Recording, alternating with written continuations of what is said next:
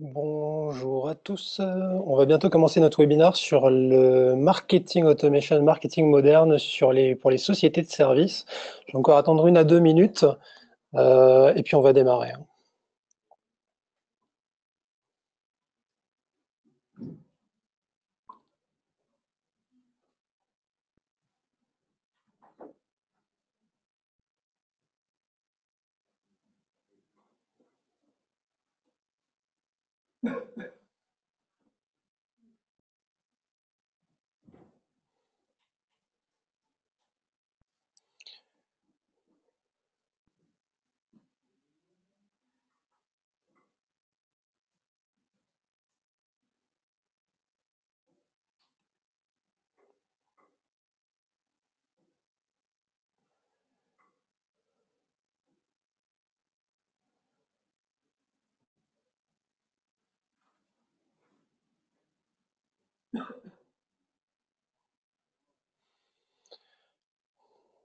Ok, ben bonjour à tous. Alors on va démarrer ce webinaire. C'est notre premier webinaire de 2018. On n'en avait pas fait en janvier. On avait un mois de janvier qui était assez chargé. L'objectif qu'on avait aujourd'hui au travers de ce webinaire, c'était de présenter une approche autour des sujets qui sont importants pour nous, sur toute l'industrialisation du marketing et des ventes, la transformation digitale du marketing et des ventes, et d'y mettre un filtre aujourd'hui pour une industrie un petit peu particulière et qu'on connaît bien, parce qu'on est directement concerné par cette industrie-là, qui est l'industrie du service, et nous, on est un prestataire de service. Et on a appliqué à nous-mêmes pas mal de méthodes d'industrialisation aujourd'hui pour mieux marketer, pour mieux vendre, pour mieux délivrer notre service en se reposant sur des outils modernes, des approches modernes. Et l'idée, c'est de partager ça avec vous, parce qu'il y en a certains d'entre vous que ça peut intéresser, et de vous montrer en quoi aujourd'hui on peut utiliser des nouveaux outils et des nouvelles méthodes pour aller un peu plus loin. Euh, donc moi, je suis Christian Neff, du coup, je suis le fondateur de Markentive. Ça fait à peu près 5-6 ans que je fais ce métier-là, où j'accompagne, aujourd'hui, on a accompagné avec Markentive plus d'une centaine de sociétés sur des sujets divers et variés autour de la transfo digitale, du marketing et des ventes, et notamment un certain nombre de prestations intellectuelles, enfin de prestataires de services autour de prestations intellectuelles, donc d'expertise diverses et variées. Donc des gens qui ont besoin de générer des leads, des gens qui ont besoin d'être visibles, des gens qui ont besoin finalement de faire grandir leur business, hein, et on les accompagne dans ces défis-là. Chez Markentive, du coup, pour vous donner une rapide overview pour ceux qui ne nous connaissent pas, donc ça fait 5 ans qu'on existe. On a chez nous l'ensemble des métiers du marketing digital qui sont représentés par des consultants qui sont capables d'intervenir sur des problématiques CRM, sur des problématiques marketing automation, sur toute la palette de métiers que vous allez retrouver habituellement dans les agences de marketing comme le SEO, la production de contenu, le design, le développement. Et nos clients sont aujourd'hui principalement des entreprises B2B. C'est 80 à 90% de notre business aujourd'hui, et des entreprises du monde des startups au sens large, des éditeurs de logiciels, des industriels, des acteurs du monde de l'IT, comme des SS2I par exemple, des sociétés de services et des cabinets de conseil. Là où on se distingue également, c'est qu'on va avoir une forte appétence technologique. Donc, on va travailler avec des outils comme Salesforce, Pardot, Acton, Marketo, Webmécanique et plus particulièrement HubSpot, qui est une solution qu'on utilise et pour nous et aujourd'hui pour plus d'une cinquantaine de clients, où on les aide dans le déploiement, dans le développement et dans la mise en œuvre de campagnes autour de cet outil-là. Euh, donc une centaine de clients, parmi lesquels on a des entreprises comme PayPlug, Digimind, Textmaster, des éditeurs de logiciels, des prestataires de services, des SS2I, pas mal de partenaires Microsoft aussi, du coup, qui s'intéressent à ces sujets-là. Euh, je voulais vous faire une petite intro rapide pour vous rappeler aussi ce que c'était que le marketing automation et l'inbound marketing. On en entend beaucoup parler. Je me rends compte que c'est pas toujours très clair dans la tête de nos clients et de nos prospects. C'est que très souvent les gens se disent, bah tiens, l'inbound marketing, c'est un nouveau levier. Je vais pouvoir générer des leads grâce à mon site internet et c'est assez séduisant. Ce qui est important pourtant de bien avoir en tête, c'est qu'il y a un certain nombre de prérequis à cette démarche-là, et c'est souvent la logique du marketing automation qui intervient un peu en amont, parce qu'avant de se dire finalement, je mets mon site internet au service de mon pipeline pour générer des leads, générer du trafic, Très souvent, il faut être capable aujourd'hui de bien comprendre sa base de données, bien comprendre les prospects qui sont importants pour vous, bien automatiser la manière dont vous traitez ces prospects-là, la manière dont vous les scorez, la manière dont vous leur adressez du marketing. Et si vous n'êtes pas capable finalement d'avoir une base de données bien à jour avec qui est client, qui est non client, qui est prospect froid, qui est prospect chaud, comment vous allez leur parler, quand est-ce que vous allez les adresser commercialement, comment vous allez consigner tout ça, et comment vous allez finalement déjà avoir une machine de traitement du lead qui est efficace. Ça ne sert à rien de générer du nouveau lead et notamment du lead inbound, parce que quand on fait ce genre de choses, on va avoir sur notre site des gens qui sont dans la cible, des gens qui sont matures, des gens qui sont moins matures. Et si on n'est pas capable déjà de bien adresser les gens avec qui on est en contact aujourd'hui, ça va être compliqué. Donc, ce que nous, on conseille généralement, c'est de se donner une première étape de structuration, formalisation, automatisation et de venir rajouter une couche acquisition en temps 2. Donc, en temps 2, ça peut être 2 semaines après, mais en temps 2, une fois qu'on a bien automatisé et bien industrialisé notre machine de traitement du lead. Donc, ça, c'est vraiment un facteur clé de succès. Ce qu'il faut comprendre, et là j'ai du coup pas mal de thèmes à aborder, et l'idée c'est de vous remettre aussi un peu ces challenges-là en parallèle. J'aimerais vous parler des 4 grands enjeux des sociétés de services. J'imagine que vous les connaissez bien. L'idée c'est de les reprendre et de voir de quelle manière nous on va être capable d'intervenir dessus. C'est aussi de reprendre les choses à la base et d'avoir l'ambition d'adopter une vraie stratégie, une vraie démarche marketing. Il y a une vraie notion aussi d'alignement du marketing et des ventes, on va en parler. Alors c'est un sujet aussi qui est assez galvaudé, on en entend parler à gauche, ce marketing, etc. C'est pas une vue de l'esprit, c'est vraiment quelque chose sur lequel il faut travailler. On va parler d'inbound recruiting, ou d'inbound marketing finalement au service de la marque employeur et du recrutement. Ça c'est aussi un vrai sujet pour une société de service. Et puis produire des campagnes de manière industrielle, ça c'est un point qui est important. Et puis introduire l'automation derrière pas seulement dans la génération du lead, mais peut-être aussi dans le service rendu qu'on a aujourd'hui auprès de nos clients pour améliorer leur expérience. Et c'est un facteur clé de succès aussi pour développer votre entreprise. Donc, les 4 grands enjeux des sociétés de services, alors je ne devrais pas vous apprendre grand-chose. Et le premier, c'est souvent celui-là sur lequel on vient nous chercher, c'est recruter du client. Donc, recruter du client, c'est vraiment un enjeu de croissance. Donc, l'objectif sur lequel on peut travailler avec des outils comme l'inbound ou comme le marketing automation, c'est effectivement de générer des nouveaux leads, donc générer des nouveaux contacts auxquels on n'avait pas été particulièrement exposé auparavant, mais aussi aller travailler sur des leads qu'on a en base ou des opportunités qu'on a éventuellement perdues.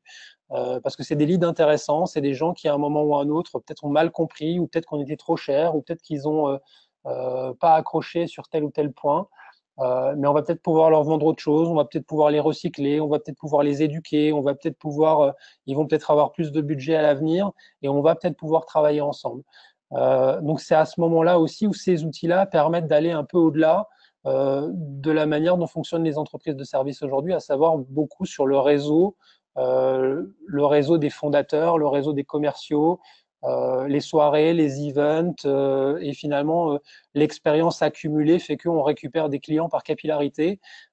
Et aujourd'hui, on peut utiliser des méthodes un peu innovantes, type l'inbound, marketing automation, pour faire valoir son expertise un peu au-delà de ses sphères habituelles et se dire comment moi je vais aller pouvoir recruter du prospect, recruter du client de manière industrielle. Donc c'est vraiment l'enjeu au fait de ces outils-là. Et c'est souvent la raison numéro 1 pour laquelle on vient nous voir, c'est d'aller recruter des clients. Il y a un deuxième enjeu, et si vous ne savez pas faire ça, derrière, ça va assez vite limiter votre croissance, c'est fidéliser le client. Donc fidéliser le client, évidemment, ça passe par un service de qualité. Donc si on fait une prestation de service qui est déceptive, évidemment, ça va être difficile de fidéliser nos clients. Mais au-delà de ça, on a pas mal d'outils qu'on peut mettre en place pour maintenir le lien avec nos clients. Vous faites peut-être des soirées ambassadeurs ou des soirées clients ou des workshops avec vos clients existants pour leur présenter vos nouvelles offres, vos nouvelles practices. On peut utiliser aujourd'hui plein d'outils marketing de type événement, de type webinar, de type production de contenu pour avoir à un moment ou à un autre la capacité à rester en contact avec nos clients et éventuellement aussi à mesurer leur niveau de satisfaction. On peut automatiser des choses, je vous présenterai ça en fin de session, automatiser des choses pour mesurer en temps réel leur satisfaction et savoir qu'est-ce qu'on doit améliorer pour pas seulement finalement se contenter de recruter des nouveaux clients, mais aussi garder les clients qu'on a aujourd'hui. Et c'est le seul outil. Et c'est vraiment quelque chose qu'il faut intégrer dans vos pratiques parce que sinon, on récupère des clients, mais on en perd autant. Et finalement, on fait du surplace et on s'épuise. C'est plus facile toujours de fidéliser un client plutôt que d'aller en chercher un nouveau. Et ça, c'est vrai, hein, qu'on fasse de l'inbound ou du réseau, ça va toujours être une réalité. Euh, le troisième levier qui va être important, c'est recruter du talent. Et plus on a de talent, ben finalement, plus c'est facile d'avoir de la satisfaction, et plus c'est facile d'avoir des nouveaux clients. Donc il y a beaucoup de choses, tout ça est très lié.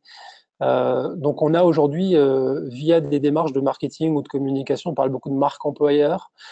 C'est possible aujourd'hui d'utiliser aussi du coup tout le marketing pour être visible, pour être sexy, pour donner envie du coup à des talents de nous rejoindre. Et c'est important du coup d'intégrer ça dans vos démarches au même titre que vous allez recruter du client, vous allez peut-être recruter du candidat. Et c'est d'avoir un site internet attractif, de donner envie à vos éventuels candidats de venir chez vous. Parce que même si vous avez une utilisation aboutie des chasseurs de tête ou des job boards, à un moment ou à un autre, vos candidats vont venir sur votre site, ils vont voir ce que vous faites, ils vont se faire une image finalement et une idée de votre dynamique et finalement de l'intérêt de venir travailler chez vous. Et tous les gens intelligents ont à un moment ou à un autre besoin d'être rassurés et ont besoin de faire le bon choix. Et c'est à vous de leur donner finalement l'impression en venant travailler chez vous, ils viennent sur une entreprise qui a une bonne méthodologie, qui fait un service de qualité, qui a des projets intéressants et qui va permettre à cette personne-là de se développer et de croître au sein de l'entreprise. Et puis le dernier point, encore une fois, qui est toujours le même, c'est qu'on peut associer le marketing à ce moment-là, pas à la fidélisation des clients, mais la fidélisation des talents.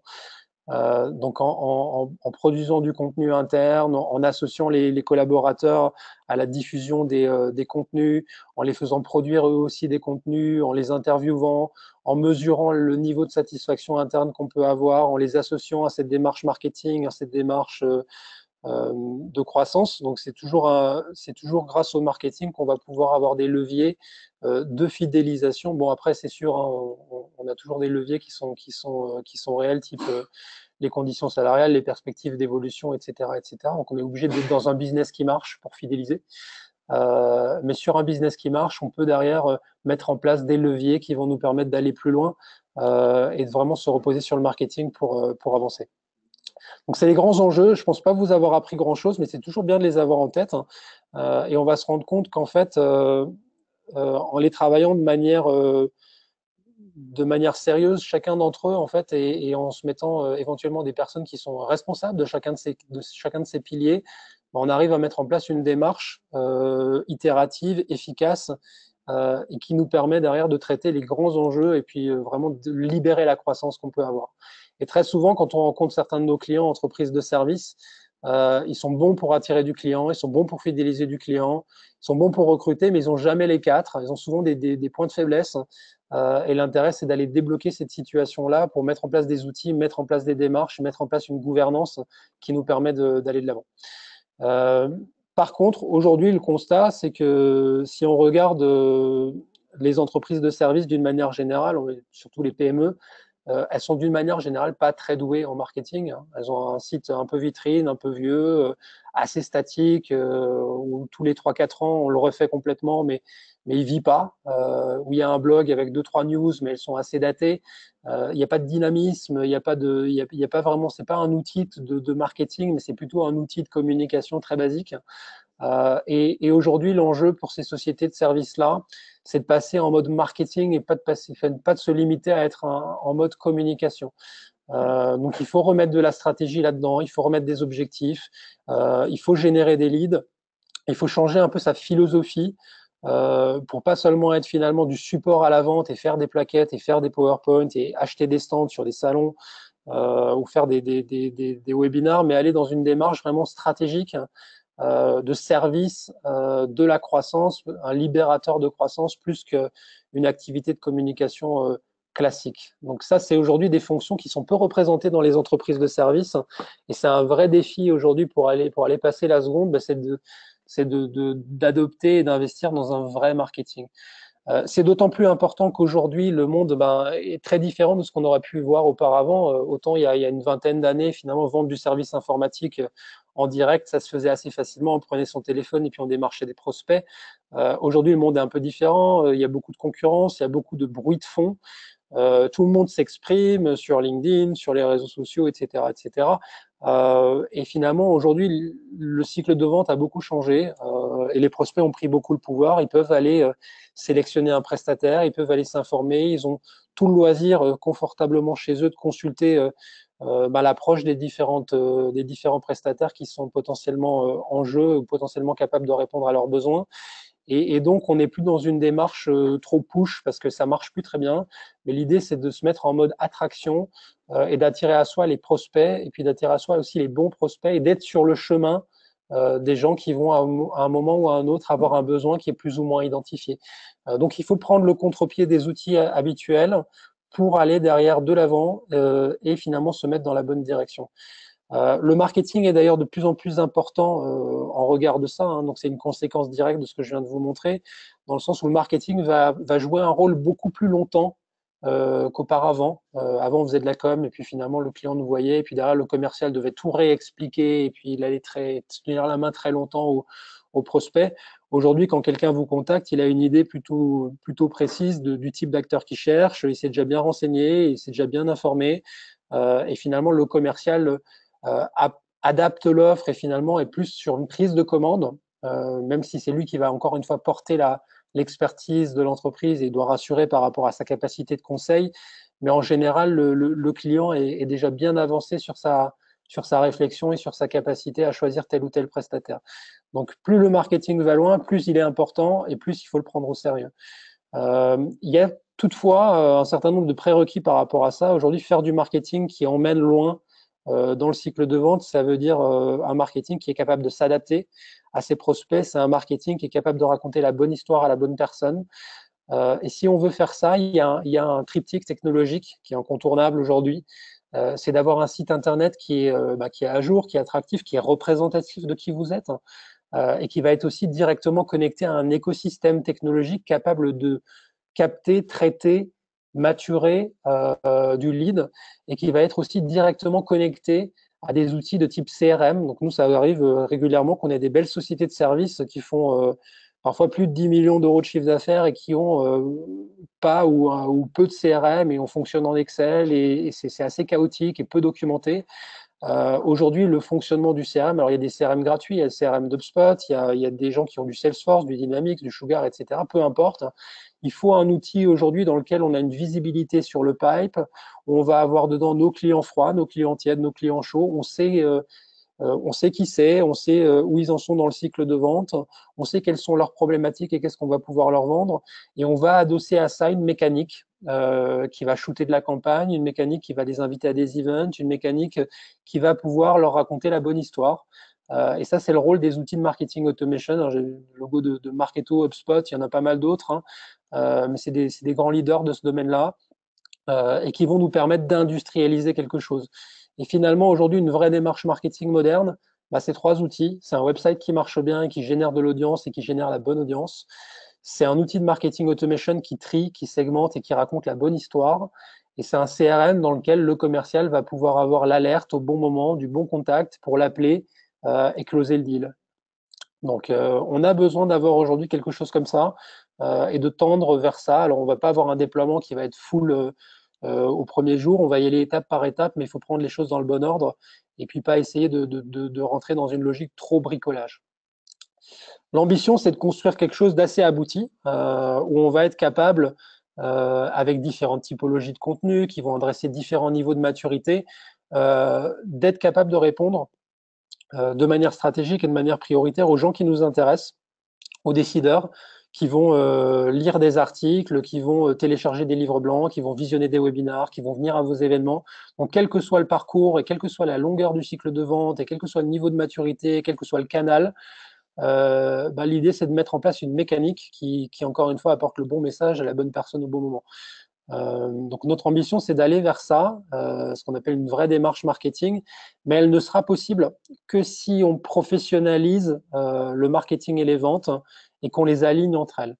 Donc très souvent dans les boîtes, c'est un peu compliqué, le marketing et les ventes, c'est très aussi dépendant de l'ADN du fondateur. Et on a en France aujourd'hui, on a une culture qui est très vente, et souvent les dirigeants sont des anciens vendeurs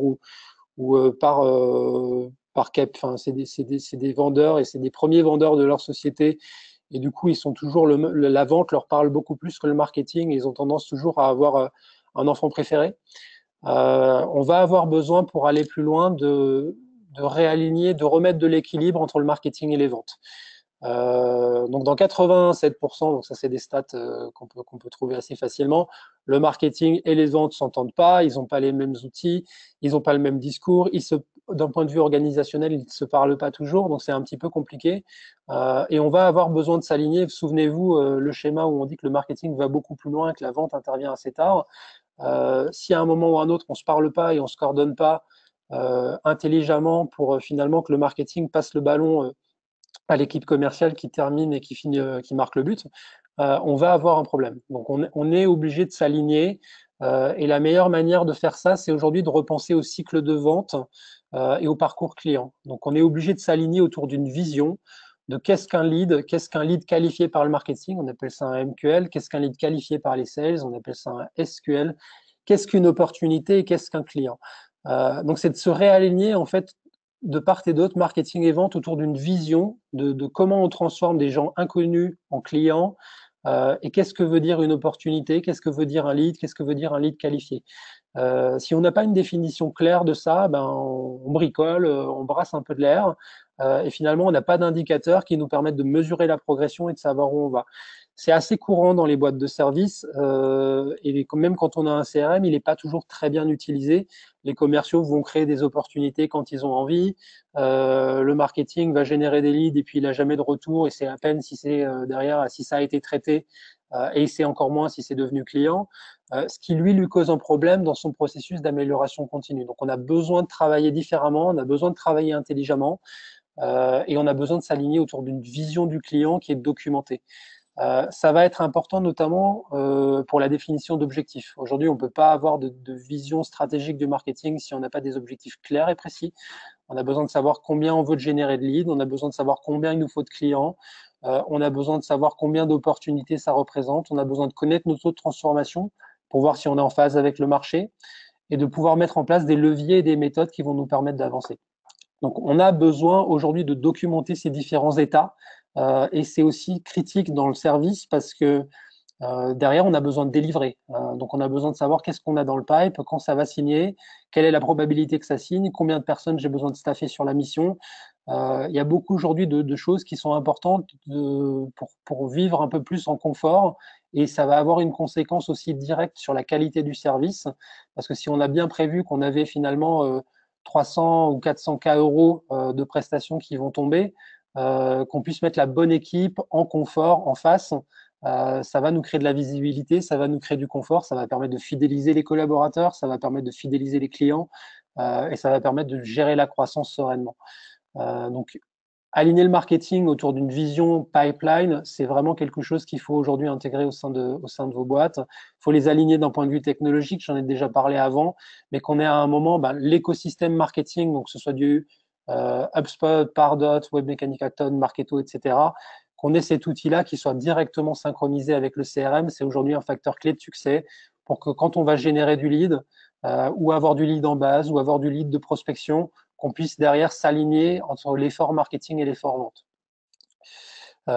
Il y a une notion qui est importante aussi là-dedans, c'est que on se rend compte parfois que l'approche marketing ou l'approche commerciale, elle est un peu empirique et on va avoir besoin d'uniformiser un certain nombre de pratiques et un certain nombre de choses.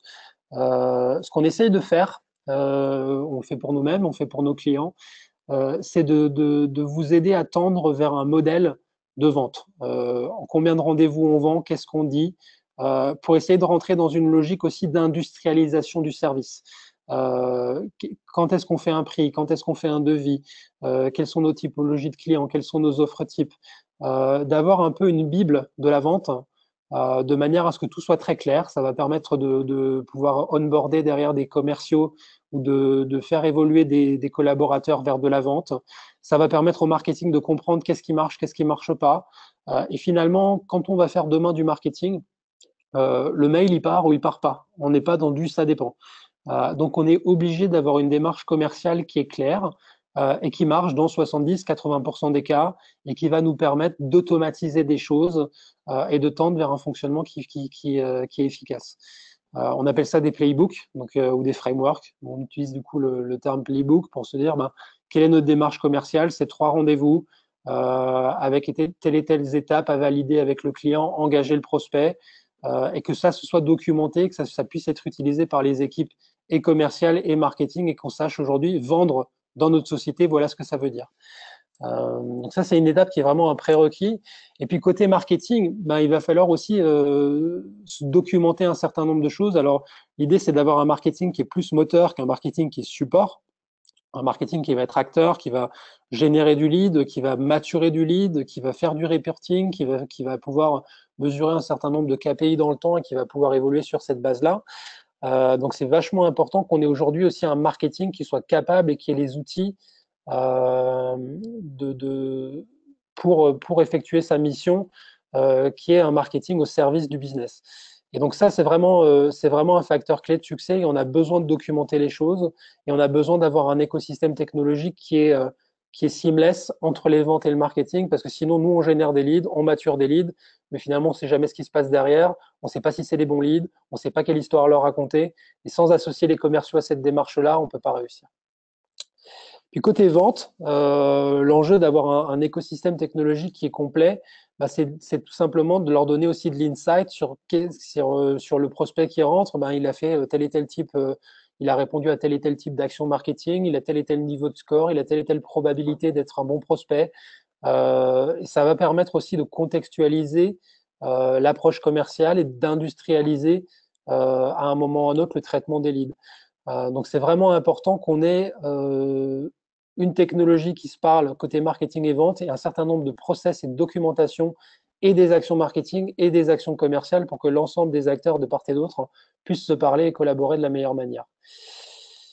Ouais, un petit aparté du coup, ce que je voulais vous parler aussi, c'est sur l'inbound recruiting. C'est un terme un peu artificiel, hein, c'est un dérivé du coup d'inbound marketing, mais c'est que finalement l'inbound marketing tel qu'on le connaît aujourd'hui, avec cette capacité à générer une audience pour la transformer en contact et transformer ces contacts-là en contacts matures et transformer ces contacts matures en clients, voire en ambassadeurs, on peut quelque part aussi se dire que cette démarche-là, elle s'applique aussi au recrutement de collaborateurs, ce qui est un enjeu critique dans la société de service, c'est d'être capable, voilà, quand on va être en concurrence pour récupérer les meilleurs collaborateurs, il faut être attractif, il faut avoir un site internet qui donne envie, il faut être capable de présenter les avantages aujourd'hui qu'il y a à travailler chez nous, le type de mission sur lequel les gens vont travailler, parce que de la même manière que le cycle de vente a évolué, les prospects comparent, font des recherches, etc., etc., les collaborateurs vont faire la même chose.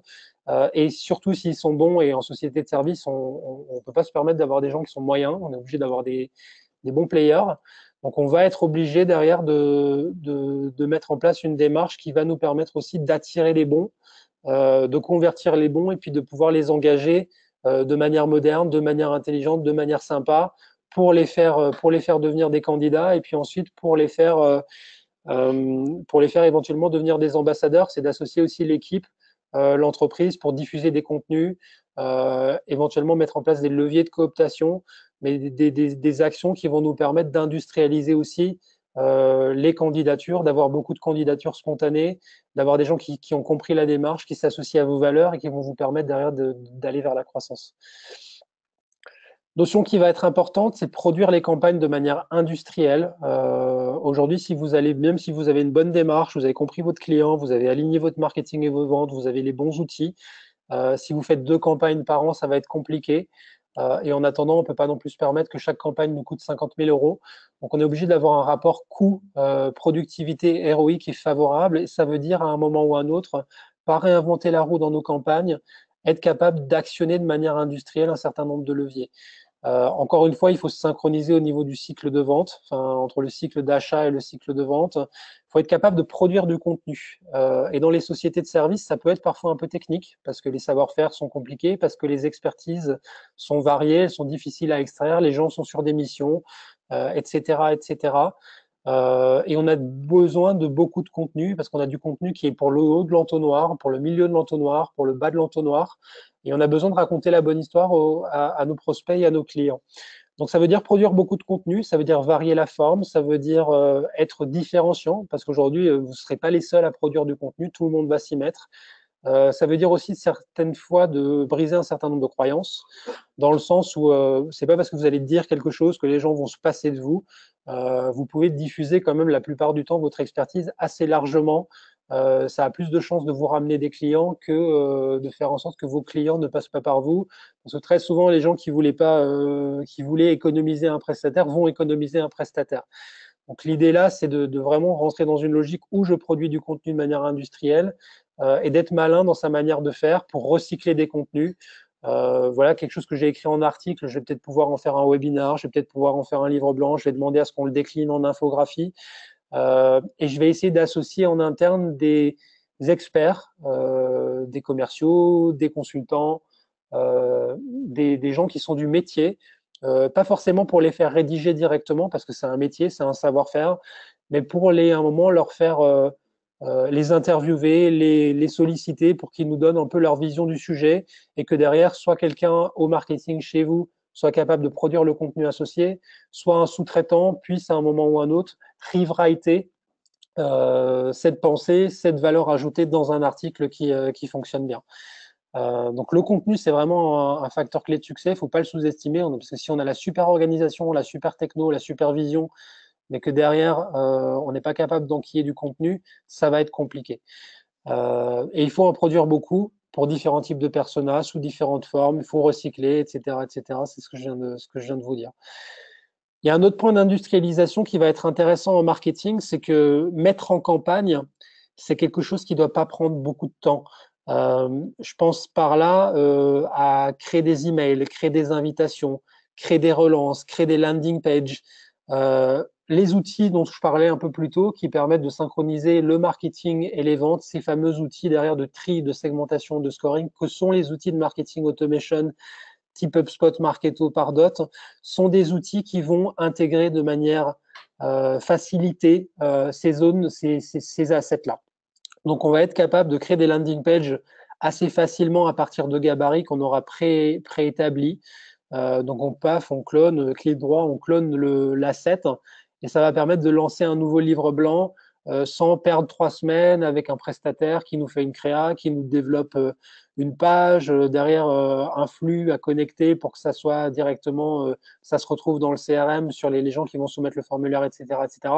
On fait le setup une fois et derrière on bosse. C'est-à-dire qu'on se met en mode action, on lance des landing pages, on lance des emails, on produit des contenus et on fait tourner la machine. Donc ça va être vrai pour les landing pages, ça va être vrai pour les thank you pages, ça va être vrai pour les emails. Donc tous ces assets-là, on fait des créas une fois qui vont nous servir dans le temps. Et derrière, on se met en mode industriel et on met notre effort là où il a vraiment de l'intérêt, c'est-à-dire créer de l'intelligence, créer du contenu, produire de la campagne, générer des leads et puis animer aujourd'hui, engager les leads qu'on a déjà en basé. Ça veut dire aussi en productivité de créer des outils. Donc nous, on a des habitudes par rapport à ça, mais c'est d'avoir des outils de pilotage assez simples où on va se dire, tiens, sur une campagne type, on va produire 4 articles, un livre blanc, une landing page, un email de promotion, une relance. Il va y avoir un petit peu de design parce qu'on va faire un call to action, on va faire une landing page, on va faire un e-book et on va avoir un dispositif de sponsorisation sur LinkedIn, sur Facebook, en AdWords, etc. Et ça, c'est un peu un framework de campagne type qu'on va réutiliser à chaque fois et on va industrialiser cette idée-là pour être capable de sortir une dizaine, une douzaine de campagnes dans l'année qu'on aura bien priorisé avec un plan stratégique et qui vont nous permettre derrière de délivrer du résultat et de moins trop se poser de questions au quotidien sur est-ce que je fais un article, est-ce que j'en fais pas, est-ce que je fais un livre blanc, est-ce que je fais ci, est-ce que je fais ça. Donc on essaye de rentrer dans une logique industrielle pour être capable derrière de faire et puis et de moins réfléchir. Réfléchir au début pour plus faire par la suite. Donc ça, c'est vraiment quelque chose aujourd'hui qui peut vraiment vous aider à passer à la seconde. Et puis il y a des outils aussi pour ça, c'est qu'on va utiliser des outils type Trello, donc des outils de gestion de projet. Pourquoi c'est important? Parce que vous fassiez ça en interne, que vous le fassiez en externe, vous allez à un moment à un autre avoir plusieurs personnes qui interviennent sur vos sujets de campagne. Il y a des gens qui vont faire le design, il y a des gens qui vont faire le développement, il y a des gens qui vont faire le contenu, il y a des gens qui vont valider, il y a des gens qui vont automatiser un certain nombre de choses. On peut avoir 4, 5 personnes qui interviennent. Si à chaque fois on se fait un mail avec plus ou moins 24, 48 heures de délai de réponse, etc., votre campagne, au lieu d'en sortir une par mois, vous en sortez une par trimestre. Et tout le monde a perdu du temps, vous avez fait des réunions, vous n'êtes pas aligné. Donc l'idée, c'est d'avoir un bon framework de qu'est-ce qu'on fait, comment on le fait, comment on l'industrialise, et d'ailleurs de le mettre dans des outils où chacun sait ce qu'il a à faire, pour quelle date, et il a les ressources pour le faire. Ça a l'air de rien, ça change tout, hein.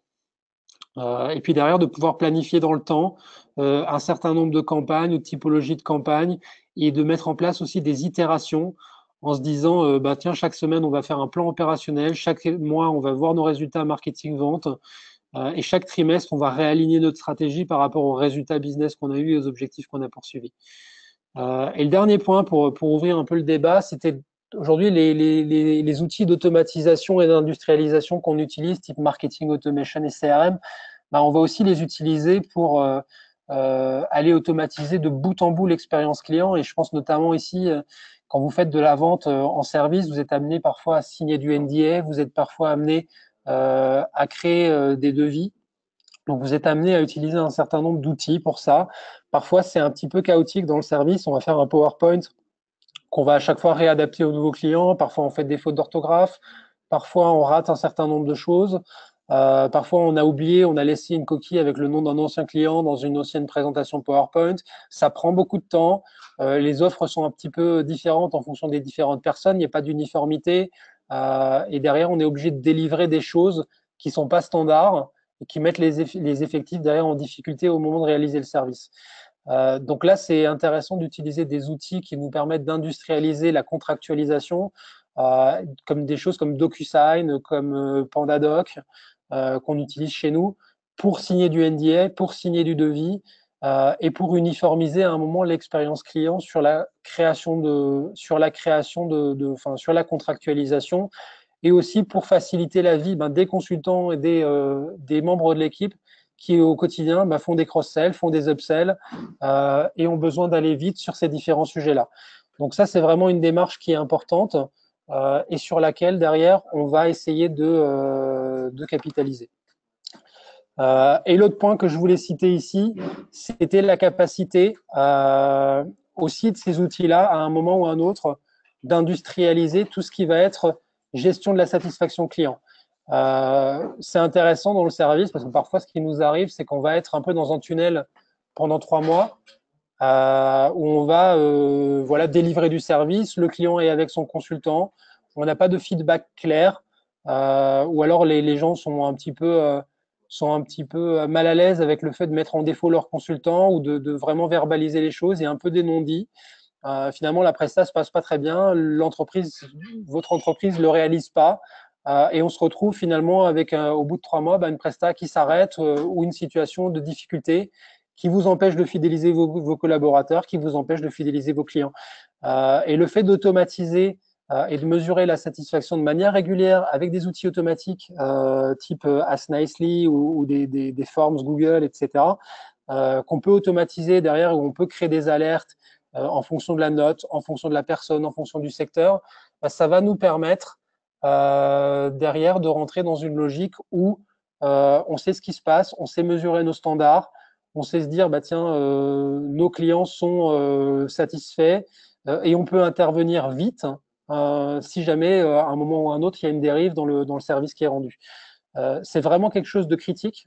C'est quelque chose qui a transformé notre façon de travailler, parce qu'on apprend beaucoup plus, on libère beaucoup les consultants, et on rentre dans une démarche d'amélioration continue qui est documentée, et qui nous permet de tendre vers la croissance aussi. Comment on déploie ça? Dernier mot, et puis après je vous libère. C'était que quand on déploie ça pour nos clients, on a généralement 3 phases.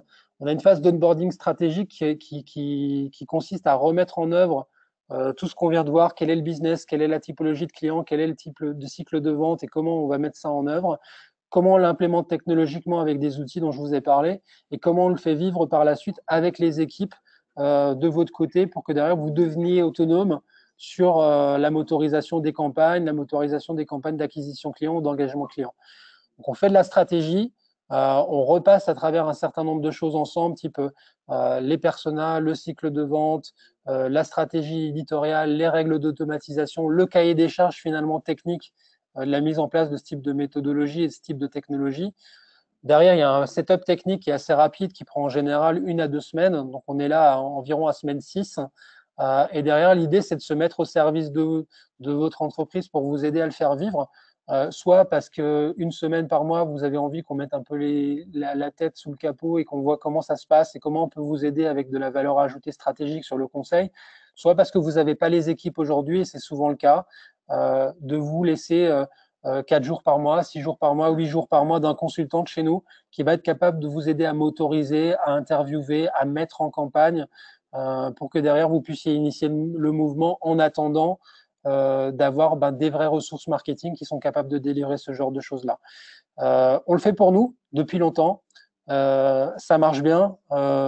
C'est quelque chose qui nous a permis aujourd'hui de créer une plateforme sur laquelle on génère plus de 40 000 visites par mois, plus de 500 leads par mois, et qui nous permet d'alimenter notre pipe, de créer de la prévision, de créer du confort derrière pour délivrer du service, et qui nous permet de poursuivre nos objectifs de croissance. Dernier point, voilà, on va avoir un prochain webinar ce sera en mars, le 22 mars, sur le marketing automation à l'international. On a beaucoup de clients qui nous demandent aujourd'hui de les accompagner en Allemagne, en Suisse, aux États-Unis, et comment derrière, sur la base de ces outils-là, sur la base des techniques de l'inbound, de l'automation, on peut aller attaquer des nouveaux marchés ou parler de manière personnalisée à ces nouveaux marchés-là. Donc ça, c'est des nouveaux leviers. Et ensuite, on a aussi un event le 29 mars pour les gens qui s'intéressent plus particulièrement à HubSpot. On va avoir des clients à nous qui vont venir. On va avoir 3 personnes de chez HubSpot directement de Dublin qui vont être chez nous au Cargo dans le 19e de Paris. Et on va être aussi au salon e-marketing avec 2 conférences, une conférence sur HubSpot, une conférence sur la conduite du changement grand compte pour le marketing automation qui auront lieu le 10 et le 11 avril. Et puis on aura un stand là-bas. Si vous voulez venir nous rencontrer, ce sera avec plaisir. Et pour ceux qui nous regardent aussi sur ces sujets-là, on a actuellement 6 recrutements en cours sur de l'UX, sur du dev, du management conseil et du consulting sur Marketo HubSpot. Donc, c'est des profils aujourd'hui qu'on recherche en continu. Donc, n'hésitez pas à nous solliciter aussi si ça peut vous intéresser. Et voilà, donc moi, je vous souhaite un bon appétit. J'espère vous reparler bientôt. Vous avez mon mail qui est affiché sur cette slide-là et mon numéro de téléphone. N'hésitez pas à nous contacter pour toutes vos questions. On se fera un plaisir d'y répondre. Et puis, je vous dis à très, très bientôt pour un nouveau webinar. À bientôt. Au revoir.